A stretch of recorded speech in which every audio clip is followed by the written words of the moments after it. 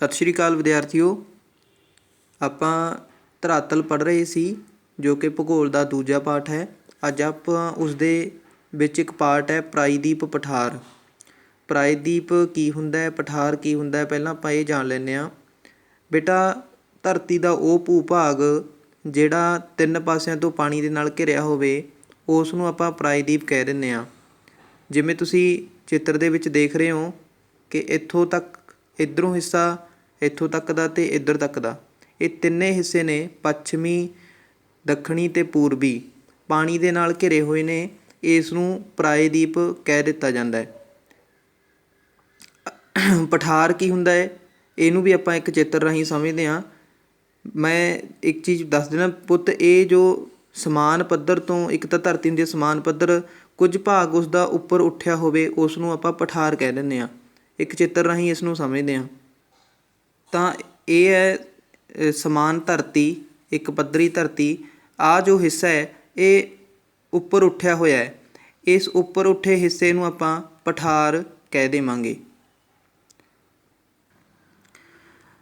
ਤਾਂ ਹੁਣ ਪ੍ਰਾਇਦੀਪ ਪਠਾਰ ਹੈ ਜੋ, ਇਹ ਅਰਾਵਲੀ ਪਰਬਤ ਤੋਂ ਲੈ ਕੇ ਇੱਥੋਂ ਤੱਕ, ਇੱਧਰੋਂ ਅਰਾਵਲੀ ਪਰਬਤ ਤੋਂ ਲੈ ਕੇ ਇੱਧਰ ਜੋ ਸ਼ਿਲਾਂਗ ਦਾ ਪਠਾਰ ਹੈ, ਗਾਰੋ ਖਾਸੀ ਜੈਤੀਆਂ ਦੀਆਂ ਪਹਾੜੀਆਂ ਨੇ, ਜਾਂ ਰਾਜ ਮਹਿਲ ਦੀਆਂ ਪਹਾੜੀਆਂ ਵੀ ਕਹਿ ਦਿੱਤਾ ਜਾਂਦਾ ਹੈ, ਉੱਥੋਂ ਤੱਕ ਫੈਲਿਆ ਹੋਇਆ। ਇਹ ਆਪਾਂ ਕਹਿ ਦਾਂਗੇ ਕਿ ਪੱਛਮ ਦੇ ਵਿੱਚ ਅਰਾਵਲੀ ਪਰਬਤ ਤੋਂ ਲੈ ਕੇ ਪੂਰਬ ਦੇ ਵਿੱਚ ਰਾਜ ਮਹਿਲ ਦੀਆਂ ਪਹਾੜੀਆਂ ਜਾਂ ਗਾਰੋ ਖਾਸੀ ਜੈਤੀ ਦੀਆਂ ਪਹਾੜੀਆਂ, ਅਤੇ ਇੱਧਰੋਂ ਦੱਖਣ ਦੀਆਂ ਕੰਨਿਆ ਕੁਮਾਰੀ ਤੱਕ ਇਹ ਫੈਲਿਆ ਹੋਇਆ ਗਾ।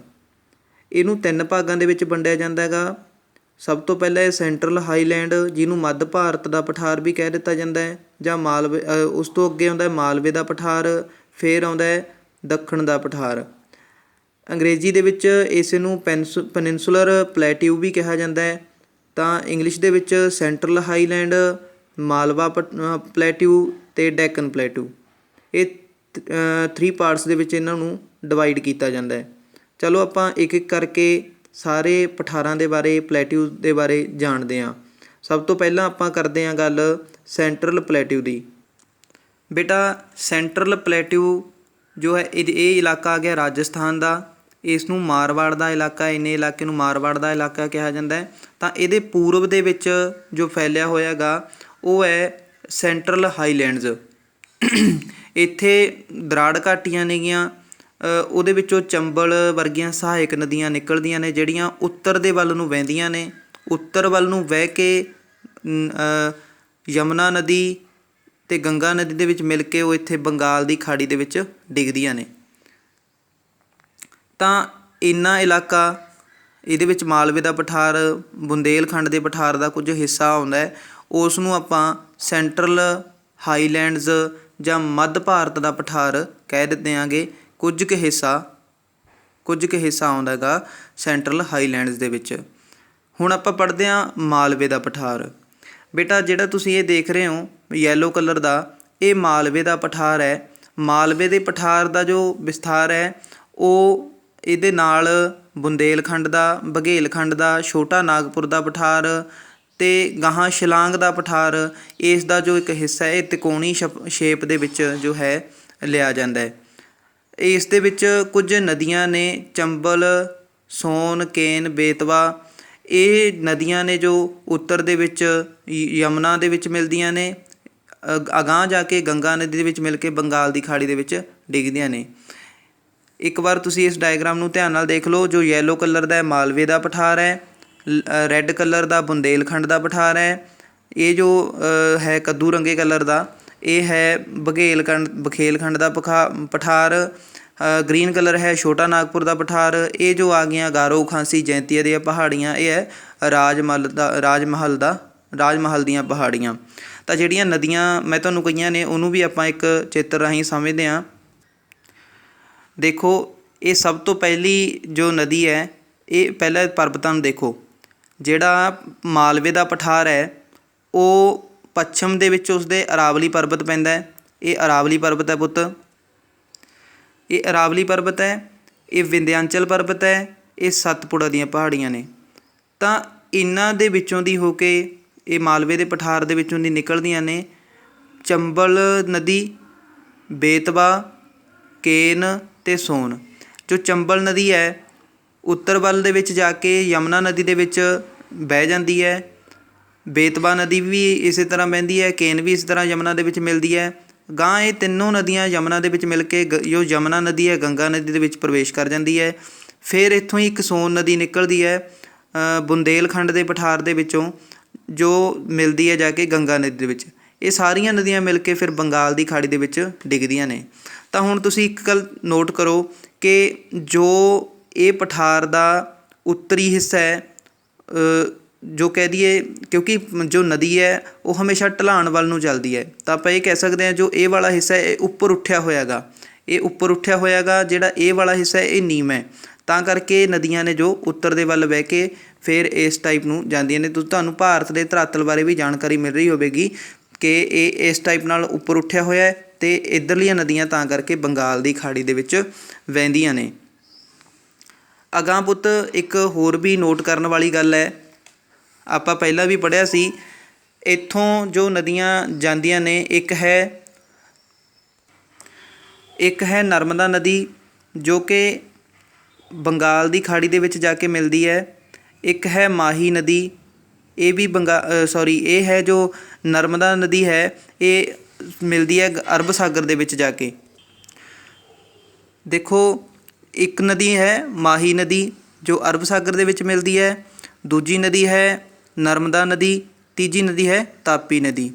ਇਹ ਤਾਪੀ ਨਦੀ ਨੂੰ ਯਾਦ ਰੱਖਣਾ ਪੁੱਤ, ਇੱਥੋਂ ਆਪਾਂ ਜੋ ਪੱਛਮੀ ਘਾਟ ਦੀਆਂ ਪਹਾੜੀਆਂ ਪੜ੍ਹਾਂਗੇ ਇੱਥੋਂ ਸ਼ੁਰੂ ਹੁੰਦੀਆਂ ਨੇ ਤਾਪੀ ਨਦੀ ਤੋਂ, ਠੀਕ ਹੈ, ਇਹ ਯਾਦ ਰੱਖਣਾ ਹੈ।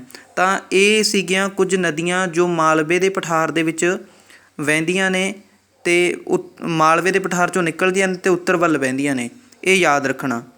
ਹੁਣ ਆਪਾਂ ਪੜ੍ਹਦੇ ਹਾਂ ਦੱਖਣ ਦਾ ਪਠਾਰ। ਤਾਂ ਤੁਸੀਂ ਚਿੱਤਰ ਦੇ ਵਿੱਚ ਦੇਖ ਰਹੇ ਹੋ ਇਹ ਹੈ ਡੈਕਨ ਪਲੇਟਿਊ, ਜਿਹਨੂੰ ਦੱਖਣ ਦਾ ਪਠਾਰ ਵੀ ਕਿਹਾ ਜਾਂਦਾ ਹੈ। ਇਹ ਜੋ ਰੈੱਡ ਕਲਰ ਦਾ ਤੁਹਾਨੂੰ ਦਿਖ ਰਿਹਾ ਹੈ ਇਹ ਹੈ ਮਹਾਰਾਸ਼ਟਰ ਦਾ ਪਠਾਰ, ਬਲੂ ਕਲਰ ਦਾ ਦਿਖ ਰਿਹਾ ਹੈ ਇਹ ਹੈ ਸਾਡੇ ਕੋਲ ਕਰਨਾਟਕ ਦਾ ਪਠਾਰ, ਯੈਲੋ ਕਲਰ 'ਚ ਦਿਖ ਰਿਹਾ ਹੈ ਤੇਲੰਗਾਨਾ ਦਾ, ਅਤੇ ਇਹ ਦੰਡਾਕਾਰਨਿਆ ਜਿਹਨੂੰ ਕਹਿ ਦਿੱਤਾ ਜਾਂਦਾ ਉਸ ਦਾ ਪਠਾਰ। ਤਾਂ ਮਹਾਰਾਸ਼ਟਰ ਦਾ ਪਠਾਰ ਹੈ ਪੁੱਤ, ਇਹ ਪਿਘਲੇ ਹੋਏ ਲਾਵੇ ਦੇ ਠੰਡੇ ਹੋਣ ਨਾਲ ਬਣੀਆਂ ਬਸਾਲਟ ਚਟਾਨਾਂ ਦਾ ਬਣਿਆ ਹੋਇਆ ਹੈ। ਬਸਾਲਟ ਚਟਾਨਾਂ ਦੇ ਵਿੱਚ ਲੋਹੇ ਦੀ ਮਾਤਰਾ ਭਰਪੂਰ ਹੁੰਦੀ ਹੈ। ਇੱਥੋਂ ਇਸ ਚਟਾਨਾਂ ਤੋਂ ਜੋ ਮਿੱਟੀ ਬਣਦੀ ਹੈ ਉਹ ਕਾਲੀ ਮਿੱਟੀ ਬਣਦੀ ਹੈ। ਕਾਲੀ ਮਿੱਟੀ ਅਗਾਂਹ ਕਪਾਹ ਅਤੇ ਗੰਨੇ ਦੀ ਖੇਤੀ ਲਈ ਵਧੀਆ ਮੰਨੀ ਜਾਂਦੀ ਹੈ। ਅੱਗੇ ਜੋ ਹੈ ਬਲੂ ਕਲਰ ਦਾ ਕਰਨਾਟਕ ਦਾ ਪਠਾਰ ਹੈ। ਕਰਨਾਟਕ ਦਾ ਪਠਾਰ ਦੇ ਜੋ ਦੋ ਭਾਗਾਂ ਦੇ ਵਿੱਚ ਵੰਡਿਆ ਜਾਂਦਾ ਹੈ, ਇੱਕ ਨੂੰ ਕਹਿ ਦਿੱਤਾ ਜਾਂਦਾ ਹੈ ਮਾਲਨਾਦ ਅਤੇ ਦੂਜੇ ਨੂੰ ਕਹਿ ਦਿੱਤਾ ਜਾਂਦਾ ਹੈ ਮੈਦਾਨ। ਇਹਦੀ ਜੋ ਸਭ ਤੋਂ ਉੱਚੀ ਚੋਟੀ ਹੈ, ਅਗਾਂਹ ਜਾ ਕੇ ਆਪਾਂ ਨਕਸ਼ੇ ਦੇ ਵਿੱਚ ਦੇਖਾਂਗੇ ਵੀ ਉਸ ਨੂੰ, ਬਾਬਾ ਬੂਡਨ ਦੀਆਂ ਪਹਾੜੀਆਂ ਦੇ ਵਿੱਚ ਮਿਲਦੀ ਹੈ ਮੂਲਨਗਿਰੀ, ਉਹ ਇਸ ਪਠਾਰ ਦੀ ਸਭ ਤੋਂ ਉੱਚੀ ਚੋਟੀ ਹੈ। ਅੱਗੇ ਆਉਂਦਾ ਤੇਲੰਗਾਨਾ ਦਾ ਪਠਾਰ, ਇਹ ਤੁਸੀਂ ਯੈਲੋ ਕਲਰ ਦਾ ਦੇਖ ਰਹੇ ਹੋ, ਇਹ ਤੇਲੰਗਾਨਾ ਦਾ ਪਠਾਰ ਹੈ। ਤੇਲੰਗਾਨਾ ਦਾ ਪਠਾਰ ਨਵੇਂ ਬਣੇ ਰਾਜ ਤੇਲੰਗਾਨਾ ਵਿੱਚ ਜੋ ਹੈ 1,14,800 ਵਰਗ ਕਿਲੋਮੀਟਰ ਦੇ ਜੋ ਰਕਬੇ ਦੇ ਵਿੱਚ ਫੈਲਿਆ ਹੋਇਆ ਹੈ। ਇਹ ਜੋ ਗ੍ਰੀਨ ਕਲਰ ਦਾ ਦੇਖ ਰਹੇ ਹੋ ਇਹ ਦੰਡਕਾਰਨਿਆਂ ਦਾ ਪਠਾਰ ਹੈ। ਇਹ ਪੜ੍ਹਿਆ ਅਸੀਂ ਨੇ ਡੈਕਨ ਪਲੇਟੂ। ਹੁਣ ਸਾਡੇ ਕੋਲ ਦੋ ਪਾਰਟ ਰਹਿ ਗਏ, ਪੱਛਮੀ ਘਾਟ ਅਤੇ ਪੂਰਬੀ ਘਾਟ, ਚਲੋ ਉਹ ਵੀ ਦੇਖ ਲੈਂਦੇ ਹਾਂ। ਬੇਟਾ ਇਹ ਹੈ ਸਾਡਾ ਪੱਛਮੀ ਘਾਟ। ਇਹ ਜੋ ਤੁਸੀਂ ਰੈੱਡ ਕਲਰ ਦੀ ਲਾਈਨ 3 ਨੰਬਰ 'ਤੇ ਤਾਪੀ ਨਦੀ ਸੀ, ਤਾਪੀ ਨਦੀ ਤੋਂ ਦੇਖ ਰਹੇ ਹੋ ਇਹ ਰੈੱਡ ਕਲਰ ਦੀ ਲਾਈਨ ਜੋ ਜਾ ਰਹੀ ਹੈ ਇਹ ਹੈ ਸਾਡਾ ਪੱਛਮੀ ਘਾਟ।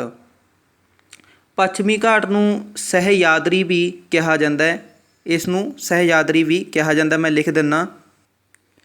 ਸੋ ਤੁਸੀਂ ਦੇਖ ਰਹੇ ਹੋ ਇਸ ਨੂੰ ਸਹਿਯਾਦਰੀ ਵੀ ਕਿਹਾ ਜਾਂਦਾ ਹੈ।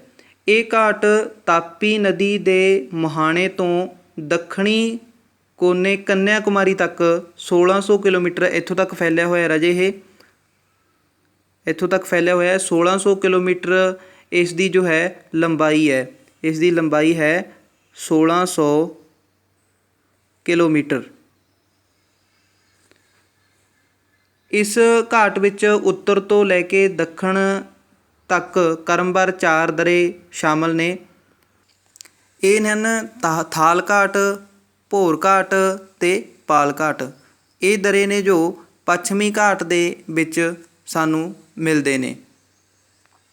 ਅੱਗੇ ਜੋ ਇਸ ਪੱਛਮੀ ਘਾਟ ਦੇ ਵਿੱਚ ਪ੍ਰਮੁੱਖ ਚੋਟੀਆਂ ਨੇ ਮਿਲਦੀਆਂ ਨੇ ਉਹ ਹੈ ਸਾਲਹਰ, ਕਾਲਸਬਾਈ, ਮਹਾਬਲੇਸ਼ਵਰ, ਕੁਦਰੇਮੁਖ, ਦੋਡਾ ਬੇਟਾ ਅਤੇ ਨੀਲਗਿਰੀ। ਨੀਲਗਿਰੀ 'ਤੇ ਮੈਂ ਧਿਆਨ ਨਾਲ ਦੇਖੋ 1 ਅਤੇ 2 ਨੰਬਰ ਪਾਏ ਹੋਏ ਨੇ।